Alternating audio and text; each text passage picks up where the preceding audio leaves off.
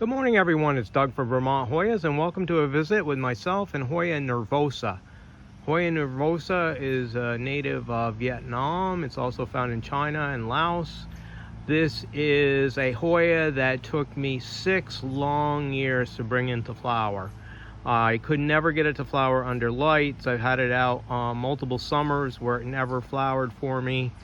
I guess it just has to get enough age on it, and it is made up for lost time. This was one of the Hoyas that was in my hall of shame of Hoyas that I could never flower. Of the original 7 that I listed on that hall of shame, I've managed to knock 4 of them off, so there's only like 3 left on that list. But anyway, I am thrilled. This is going to be the highlight of my summer. Even though the flowers look a lot like other Hoya flowers, it's just the thrill of being able to flower something that you've never been able to flower. So 6 years. Let's take a little closer look at the flowers. They smell exactly like chocolate, much like Hoya carnosa. And usually flowers that are look like this smell differently. They're kind of perfume, but this one, it is perfume, but not a sweet smell. It's more like baker's chocolate. Really nice. It's flowering all over. There's 4 or 5 panicles just full of flowers. I should say peduncle, because people are always taking me to task on my pronunciation. But there you go. It looks outstanding. I'll try to go around this plant. It's kind of perched precariously on an old bird bath pedestal.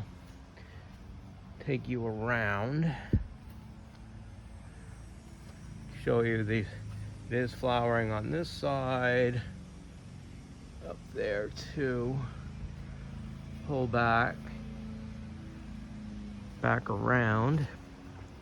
Gotta make the most of it. 6 years. I almost gave up on this plant a number of times, but I can say I finally pulled it off.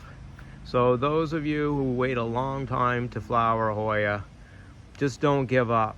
Just year after year, just keep taking care of it the best that you can, and eventually most of them will reward you given enough time. Well, that's all I've got to say for Hoya nervosa, other than it's tried to bud up numerous times on multiple peduncles in my grow tent, but it would never ever come to fruition. The buds would get less than 1/16 of an inch and just fall off. I think it needs a certain day length cycle in order to bloom this, and I don't think it can be done under lights. And that's all I've got to say about Hoya nervosa. Thank you for taking the time to watch this video, and I'll be back really soon with more great Hoyas and Hoya growing tips.